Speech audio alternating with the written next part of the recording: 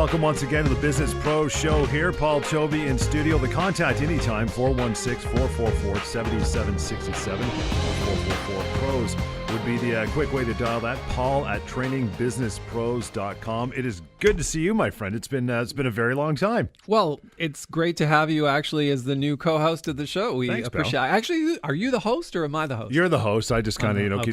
keep the thing afloat. Yeah. Well, yeah.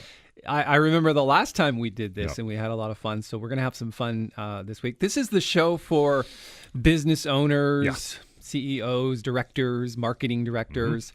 We try to talk about things that affect your online business, mostly in digital marketing, but we also talk about sales and fulfillment and all the good things. So if you're sitting there with a coffee or you're driving their car and you're thinking, hey, I'm in business, does this show, is it valuable to me? I think it'll help you. It does. Yeah.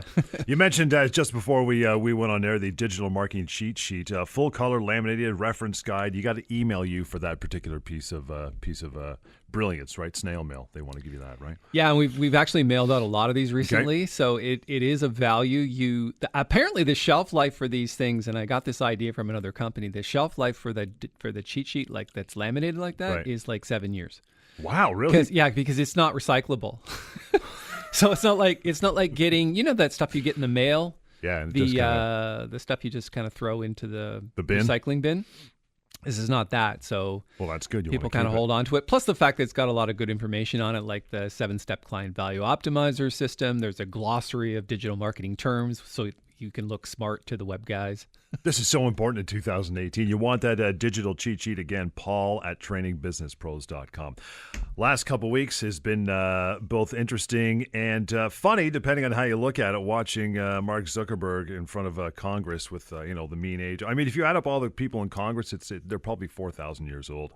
And here he is, a young guy, seventh richest guy in the world, defending his company and all the stuff that would happen with the privacy. And some of the questions, they were funny. Some of the guys don't understand exactly what the web does and what social media is all about. But with the whole thing with Cambridge Analytica, it's a big piece of news, right? Well, I think the real topic here is, do I have an expectation of privacy? Sure. If I'm going to go on Facebook or I'm going to go on the internet in general, what's actually happening to my private data? What's it being used for? And is it being used properly? And in the case of Cambridge Analytica, it's a little bit, yes, did they use it improperly? I believe so.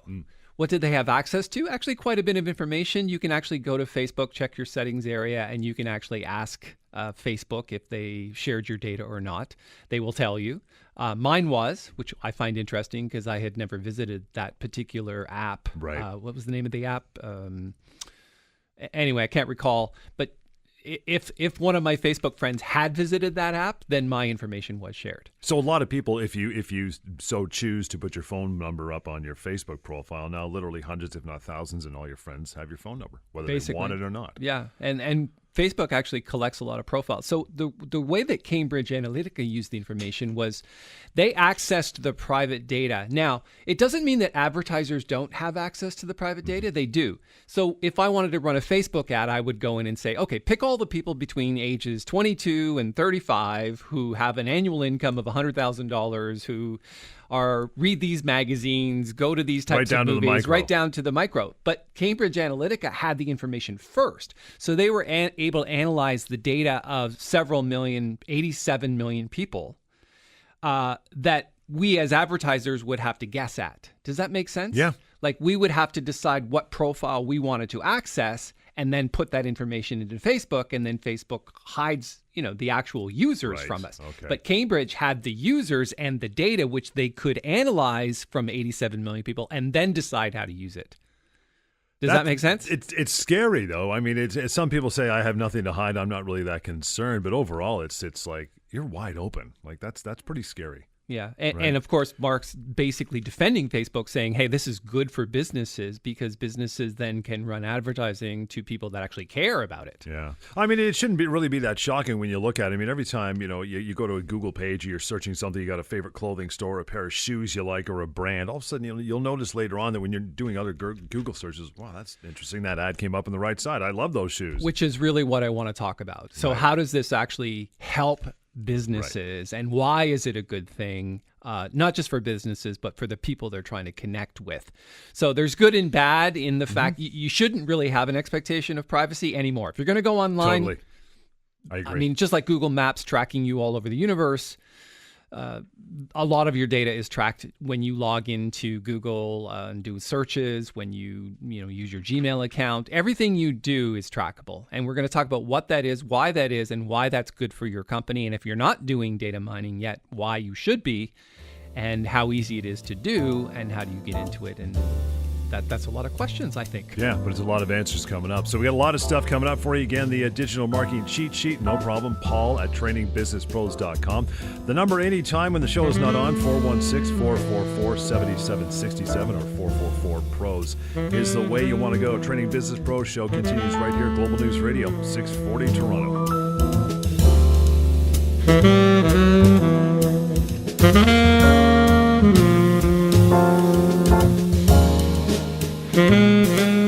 Training Business Pros right here. Paul Tobey back in studio. We keep mentioning the digital marketing cheat sheet, full color, laminated, great reference guide. You want to get one, simply email Paul at trainingbusinesspros.com. The number 416-444-PROS. Very simple. That cheat sheet has a value, actually. We put a dollar sign on it Okay. because we sell it at trade shows and things like that. So it's actually $10. But we're going to give it to our audience absolutely complimentary because we think it's good to have it in your hands. And of course, if you like it, you can give us some feedback on some of the things you like about it and things you'd like to see for the next one. We actually have a couple of them, but let's start with the digital marketing cheat sheet. You mentioned, if you're in business, you run a business, if you're a CEO, this show is so important. The information you give out every week is so important as well. So, I mean, back to basics. We talked about the privacy problems with Facebook that people may or may not have been aware of, Zuckerberg in front of Congress. What happens when you go online, and why is that good for business from your point of view? Well, what it comes down to is what we call behavioral data mining. Okay. We're tracking people's behavior in order to accurately represent our company to the people who are the targeted audience. Why should we run advertising to everybody? If you're trying to sell to everybody, you're selling to no one. Good point. Right. Pick an audience and follow their behavior so that you can accurately give them the information they need in a timely manner. So how does data mining work? And what information helps your company succeed online? And it works business to business. It works for business to consumer. So a lot of people think, well, I can track millions of consumers and that's really good for me, but really it's not going to work well for businesses because there's not that many of them and we don't sell to that many people. Right. But actually it works equally as well, if not better, business to business because there's a lot more data available. That's interesting. I don't want to get too technical on this thing, but there's essentially three things that we do. One, we want to look at the analytics from the website, and we want to see how people are interacting with it. So if they hit the home page, where do they go next? What do they click on? And that information then tells us how we can optimize their journey. Are they getting lost along the way? I always look at it like this. If you're hosting a party in your backyard, John, and you want people to come to the front door, they ring the doorbell, you go and greet them, you got to get them down the hallway, into the kitchen, take off the shoes. Okay. Well, they're going to the backyard, so maybe not. Good. Carry your shoes. There's a carpet in the hallway. It'll be fine. That's right. Get them into the kitchen, grab a drink, go out to the back, and start schmoozing with the other guests. Start hanging out at the barbecue. But what happens if somebody comes to the door and they have kids with them? And you don't want the kids in the backyard. You want the kids down in the pool room, in the basement, or wherever they want to go, right? Or somebody goes and they need to go to the bathroom, and that's upstairs, and you got to get them from the bathroom back down into the hallway, into the kitchen, out to the backyard. Gotcha. So this is the journey that people take on the website. They don't always do what you want them to do. They have what we call exit paths that they take. And so the data that you mine is essentially, how do we make it a more fluidic journey from the front door to where you want them to be? And for us and for all businesses, the main thing you want them to do is A, give them your contact data. Okay. Email address, name, maybe even a phone number. Ask a couple of questions like, which of the following best describes you? Because we don't really know anything about them. Does that make sense? So you want them to do this as soon as they log in, as soon as they get onto your webpage? You want to send them on the journey, and as they're going down the hallway and grabbing a drink, they're getting to know you, and they're going, okay, it looks like I trust these people enough to give them contact data in exchange for something else. So, for example, we're sending people the digital marketing cheat sheet. What do we get in return? We get contact data. Does that make sense? Gotcha. We're not going to bug the heck out of you. What we're going to do is we're going to, in a timely manner, maybe connect with you in some real and meaningful way. The other thing we want to do is obviously sell something. Mm-hmm. So as soon as we get the lead, then we're tracking the interaction between the data mining system and the distance between where you are now and the sale. And that's sometimes quite a distance. A lot of companies these days, the only thing they know is, here's how much I spent and here's how much I made. Data mining is all the information in between that can lower the amount you spend and raise the amount you earn. Has this information, I mean, you do this with such accuracy, but has this not always been available since 1995 to do on the internet? Or people just don't never realized it? Not really. It's actually relatively new. Really? Yeah.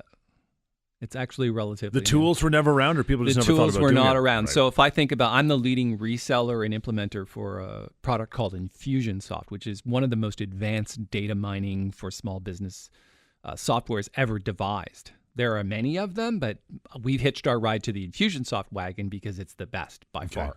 Okay. It's complicated, but once you learn it, you realize how scalable and how versatile it really is. So when we come back after the break, what I want to do is talk about, well, how simple is that to do? Is it cost effective? And will it actually give me a return on my investment?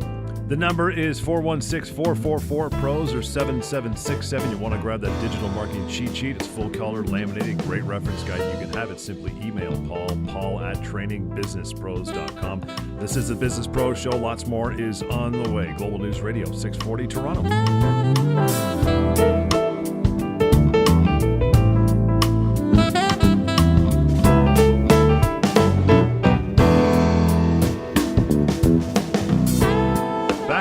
Business Pros, the number to get hold of Paul, easy, 416-444-7767. That's 444-PROS, and Paul at trainingbusinesspros.com. That's the email address you want to use to grab your digital marketing cheat sheet, full color, laminated, great reference guide. You want to have it simple to get, and Paul will send that to you. So, conversion. What is a conversion? So there's, like I said, before the break, you want to get people into the backyard. As soon as they're out there, that's a conversion. We've got them where we want them. They're a confined audience, not confined. What's that? Focused. Focused, but we've rounded them up, right? Round up your audience. And the way we round up our audience is we say, hey, we're going to give you something of value in exchange for your contact data. Once we have that, we've rounded up a group of people. Now we can start mining the data. So that's the first conversion. That's what we call lead conversion. The second conversion we want is how many leads does it take to create a sale? So for every 12 people you get in the backyard, is one going to be a conversion to sale, that type of thing? Correct. But that would be not a great number because to get the contact data of 12 people could cost you $50, $100, $150 per person. Does that make sense? Yep. Like, you can get a lot of free traffic, and that's great, but a lot of times companies have to pay for traffic. So our job is to lower the cost per click to get them to the landing page, and then raise the number of people that actually give us their contact data. So how many clicks does it take for us to create a lead? That's the first lead conversion. Conversion is an interesting word because it sounds like we're converting something, but we're converting the number of clicks into the number of leads. So how many clicks did it take for us to create a lead? So, you mentioned a cost. It costs you money to get there as a business. Now, as a user or somebody getting onto your website and finally getting to the backyard with the barbecue, how is that costing you money as opposed to me just clicking the mouse? Because you could have come through paid advertising. You know how you do a search for something? Yeah. That's where the data mining starts. So first of all, if somebody goes to, and we could be talking about, a Botox clinic. Sure. We have clients like that. Somebody goes online and says, Botox clinic near me. That's where data mining starts, right? With that first search. right there. We can track now that person right from that search to the website, either through paid advertising or organic. We know where they go, what they do next, what they click, everything. And all of that information is extremely valuable to allow us to lower the cost for the number of people and basically get them to buy into something, get them to create a lead. Is it? I guess you don't want to give numbers out, but is it the ratio between people who are a lead conversion over to sales conversion? If someone before they've talked to you and hired you, do you know what their number would be? I mean, I assume it would be pitiful. It could be until they hire you and get you involved, right? If people try to do this without knowledge and experience, it can be very costly. We've had companies spend $2,500 a month on paid advertising, and after an entire year, get nothing in return. That's brutal. And no metrics or data to track from it. So they just wasted almost. They're just haphazardly going in. And there's lots of companies that you can hire to do this. And that particular one, which comes to mind, was a dog food company, and they'd hired this company, very well-known company actually, to manage that spend for them, and they got nothing from it after 12 months. That's not good. No, that's not good. But there's a lot of that out there, right? It's called the burn and churn model. Let's get as many clients as we can, charge them whatever, and whoever leaves us, we'll just replace them with 10 more.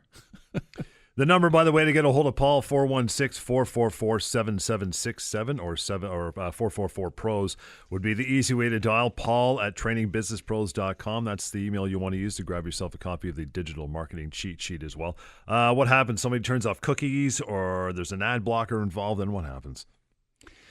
If somebody turns off cookies, it doesn't affect everything. You can still track what they click and where they go on the website.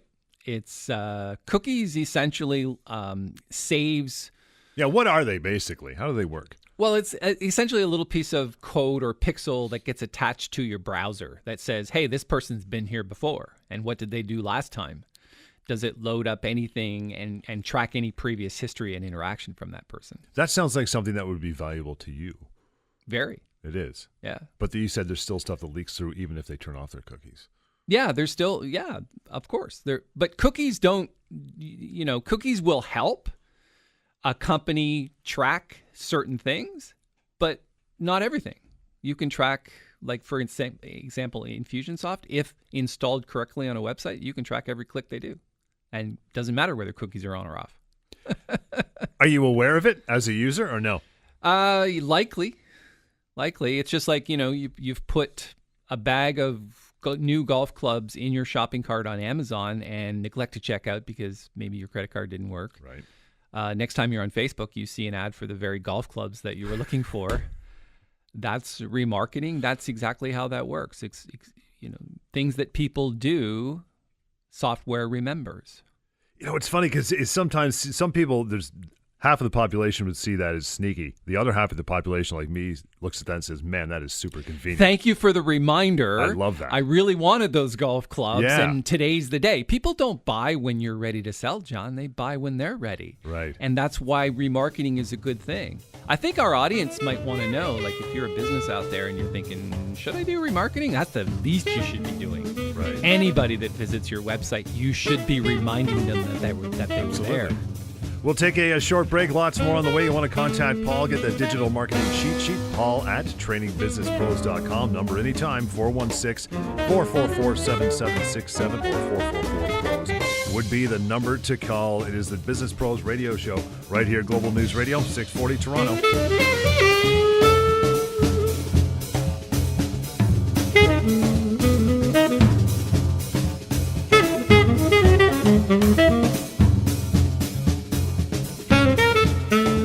Number 416-444-7767 or 444-PROS to get a hold of Paul anytime. The digital marketing cheat sheet can be had by emailing Paul at trainingbusinesspros.com.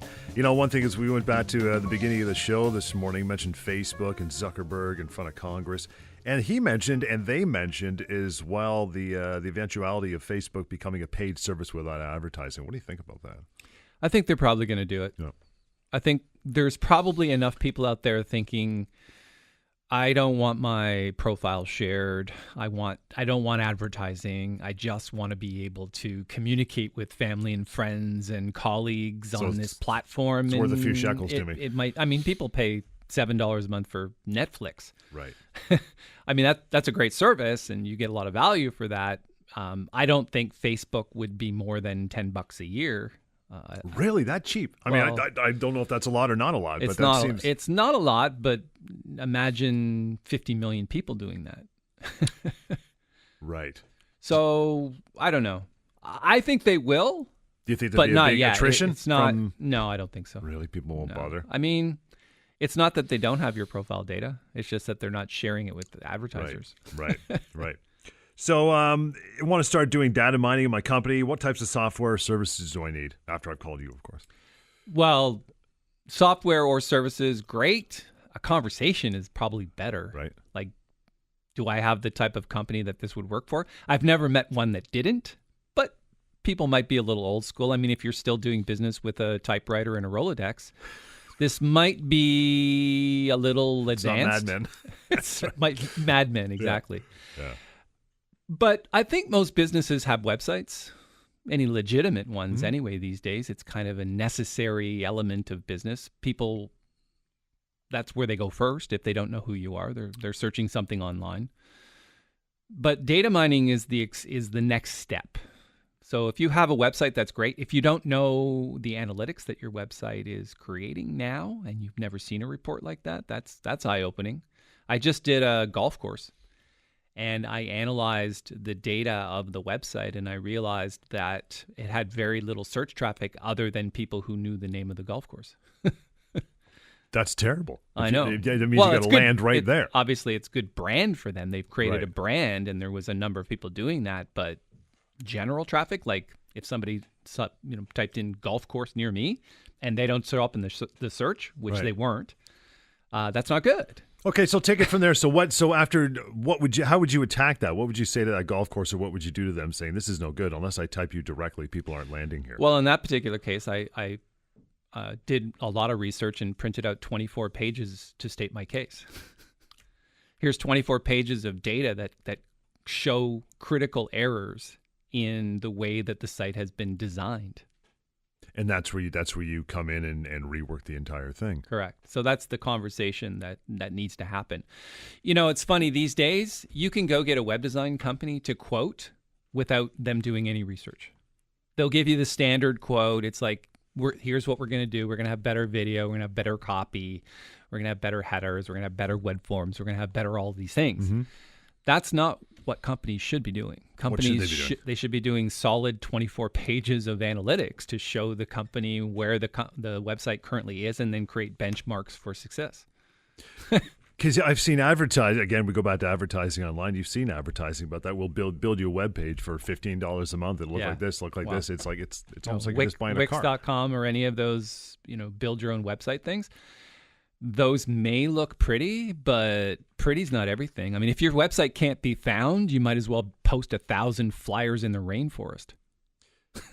There's new jobs popping up for analysts, all the time. What do these people do? They're an analyst. Well, we actually have them in our company. Okay. They analyze data.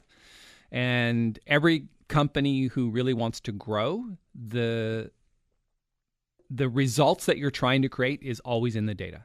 And the more you know about it, and the more it's take for example, have you ever seen the show Billions? Mm-hmm. Oh, love that show. That's all they do.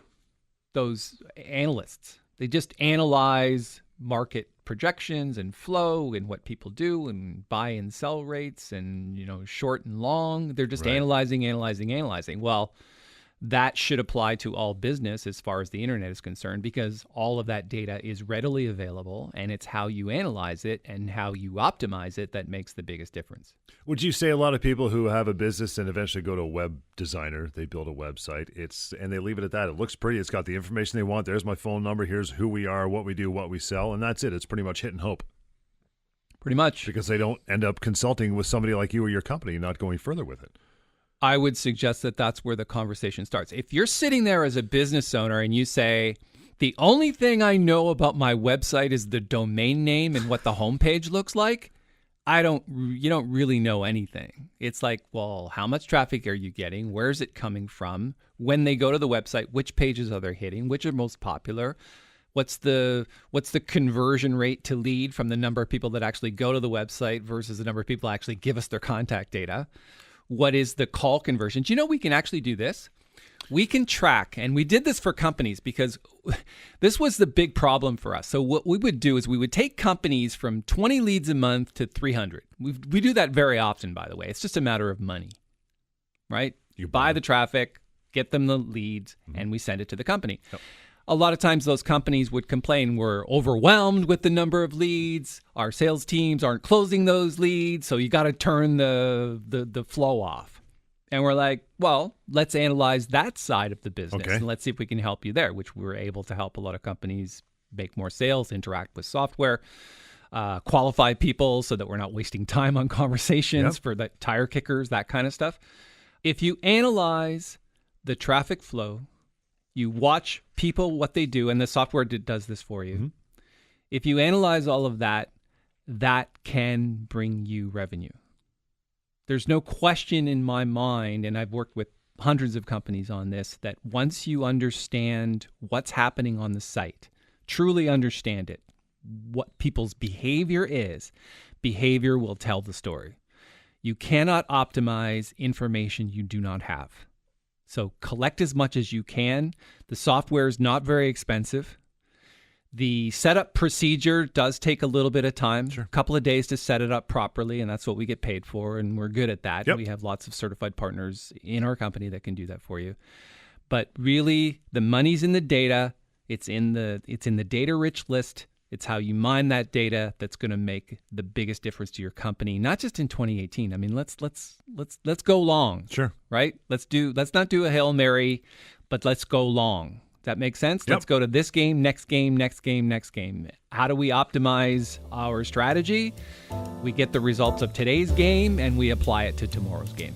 Want to talk more about exactly that after we take a short break. The number 416-444-PROS to get a hold of Paul. Email for that digital marketing cheat sheet. It's full color, laminated, great reference guide. You got to have one. And email for that is paul@trainingbusinesspros.com. This is Business Pros Radio Show right here, Global News Radio, 640 Toronto.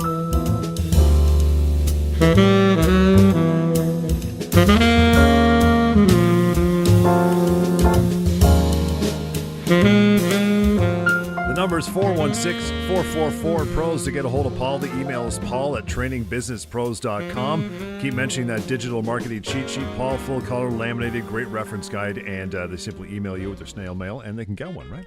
Yeah, we get a lot of emails from people, and they say, hey, send me the cheat sheet, but they neglect to give us their mailing address. I'm not walking So we it have over. to email them back, and we have to get the mailing address. So just don't worry about that. It costs us actually a lot of money to do this, and it is a value, and we've had a lot of good feedback on it, so just get it because it'll help you.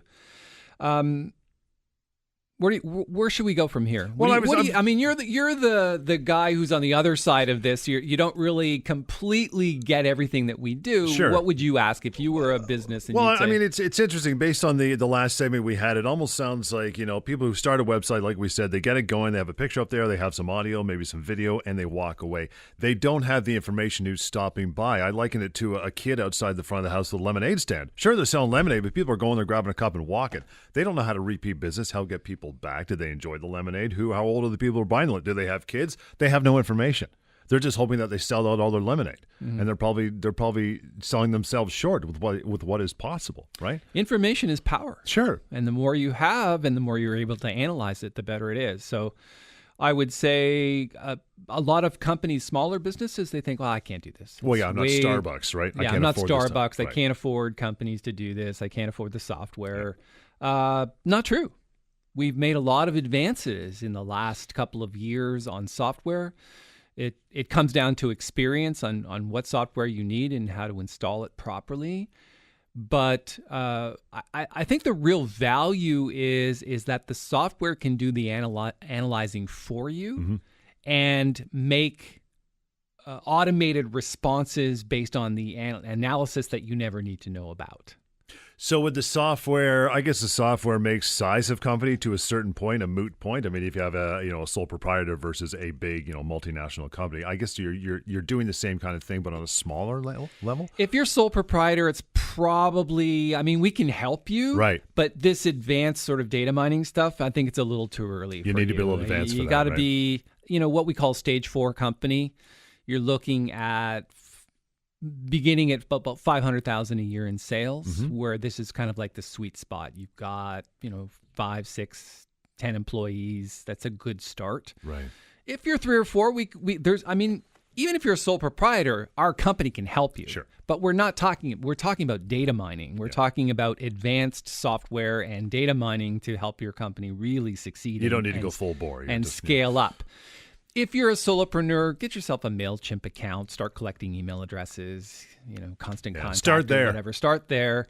You're not going to learn a lot from that, but as soon as you grow that piece and you get a couple of employees, I personally started by myself with this type of software. But now we're a growing company because I've been mining data now for 10 years. The flip side of that is, can you help and do you help companies like a Starbucks and IBM, these Walmart, these big companies? Well, our company could help those companies, but typically that's not what those companies are looking for. They're not looking for a company the size of Training Business Pros to help them, like 10 employees. They're looking for 100 employee company to help them because they think that's the only ones that can help them. I don't believe that's actually true. I know you do. We've tried to help corporate enterprise in the past. We get bogged down in politics. That's what happens because I find that in larger companies there's a lot of job protection going on and nobody wants to make a bad decision. Yeah. So we end up waiting a long time. RFP process, we've done that before. Our sweet spot is SMEs, small and medium-sized enterprise, and we can really help those companies, and that's where we put our focus. If you're sitting there and you're a chief executive officer for a multinational company and you want to have a conversation, I wouldn't mind having I actually have those conversations all the time with people, but it's usually not on this. Yeah. The number, by the way, to contact Paul is 416-444-PROS, Paul at trainingbusinesspros.com. Is there laws prevent small business from capturing private data? Nope. It's wide open. Well, you should tell, the really only thing you have to do and what we do for companies is we create what's called a privacy policy page. Have you ever seen that on a website where you click the privacy policy? I never click on it, but it looks boring. It's so funny. Websites don't even have those. If you're doing any data mining at all, you've got remarketing pixels, you're capturing customer data through web forms, and you're doing any tracking or cooking at all, you have to have a privacy policy. Yeah, what is that? Because we all see them at the bottom of a website. Nobody ever clicks on them. We want to watch their videos. Well, you should read them. They're quite interesting, actually. Yeah. What is a private policy? What is it? So you come to my website. Yeah. The privacy policy governs what information I'm telling you that I'm getting from you. No kidding. That's correct. I've never clicked on one. Because it looks, I don't know what this is. I don't bother. I'm ignorant, right? Wow. What we call PII, personal identifiable information. The privacy policy. So next time we're on a website, click on it and read it. Look and see what we're doing with PII. We're going to take a small break. We got more to go here. If you want to get a hold of Paul, it is Paul at trainingbusinesspros.com. The number 416-444-PROS. And make sure you email Paul as well for that digital marketing cheat sheet. You want this. It's a reference guide. It's wonderful cheat sheet, full color, laminated. You can get yours just by emailing again, Paul at trainingbusinesspros.com. Business Pro Show continues. Global News Radio, 640 Toronto.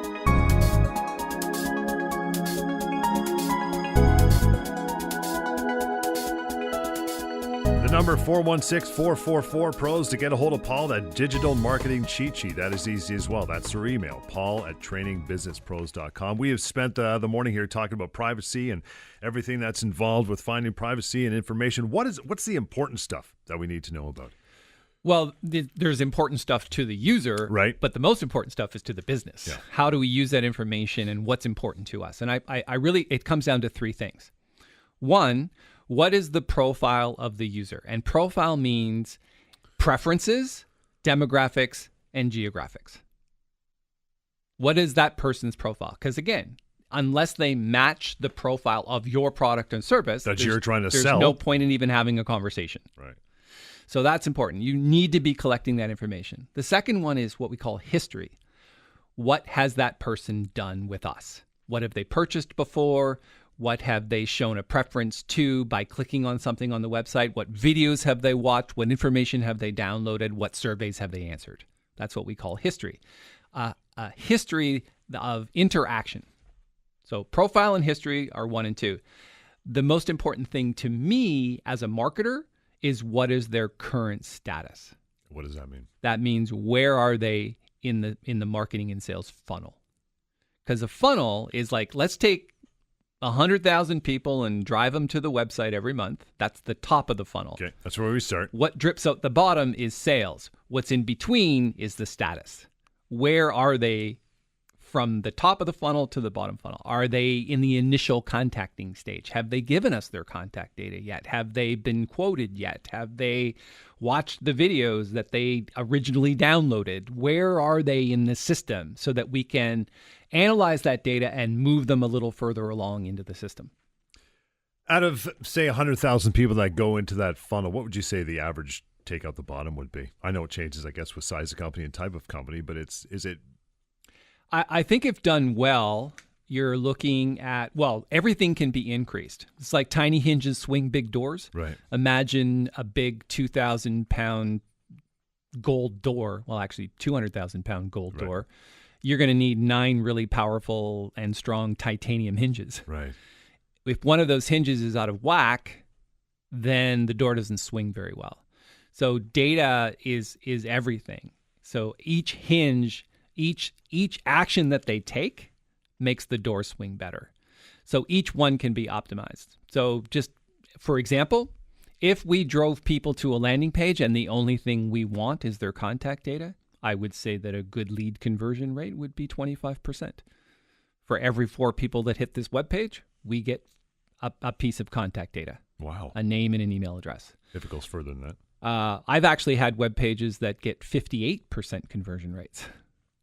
That means more than 1 in 2 people give me their contact data. Would you find that? Is that a certain type of business or website? Or is it just, you don't know? It's a fluke until you actually see the information. If it's business to business, the lead conversion rate will go down significantly. Really? But if you're giving away something of value, like a cheat sheet, Yeah. it can have a huge conversion rate because it's a value, and so you're earning trust. If you're looking at, okay, now we have the leads, how many of those leads does it take us to make a sale? Right. I think 25% would be a great number, right? It takes 4 leads to create a piece of business. You got a new company, want to up their online game. What are you going to do? We're going to talk. We have to talk. We have to analyze where they're at now because you know what? This is interesting. We don't actually take every company that wants to work with us. I was going to say, you got to be selective in some degree, right? We are selective because we're busy, for starters. But I want to make sure, we have 9 core values, and one of our core values is we honor our commitments. There's a whole bunch of others, like we sweat the details, we make no excuses, we act as agents of change, we love what we do. There's all these core values that govern our behavior within the company. We expect the same from the people that we work with. That makes sense? Mm-hmm. So if they come in the door and they don't seem to behave to that level of core value, that's the first reason we won't take them. The second reason is that if we honor our commitments, we want to make sure that we make a claim that we can live up to. And that's not easy. You have to have enough data. We talked about the golf course earlier. You have to have 24 pages of analytics for us to decide what claims can we make and how do we prove our case. And if we can't, don't take it.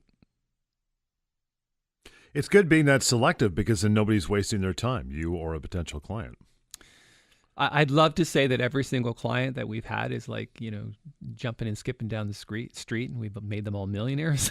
No, that's not realistic. But not everything is reliant on us. Yep. Our job as a marketing agency is to get people in the door so that you can have a real and meaningful conversation or, just direct to purchase. We have companies that just run web stores and we can drive traffic and people buy handbags. We do that too. Yeah. But if you're a business to business and you need to have a conversation before you talk to somebody, we're really good at that.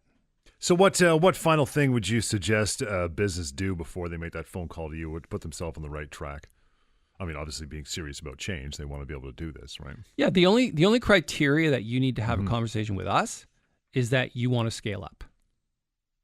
That's the only criteria we care about. If you want status quo and you want a better looking website, that's not going to work for us. No, that's not what you do. We want to guide you to bigger, better, stronger, faster. We want to get you more employees. We want to make sure that your revenue grows so that you can fund the growth of your company. That's what we call scaling up. We've helped a lot of companies do that. I mean, I can give specific examples, but maybe that's better for a phone conversation. Sure. It's been another good week, Paul. Moving on from here, you want to get a hold of Paul anytime. The number 416-444-7767 or 444-PROS. Email is paul@trainingbusinesspros.com. We mentioned throughout the show, you should get one, the digital marketing cheat sheet, full color, laminated, ready to go. Great reference guide, but you've got to email Paul for that one as well.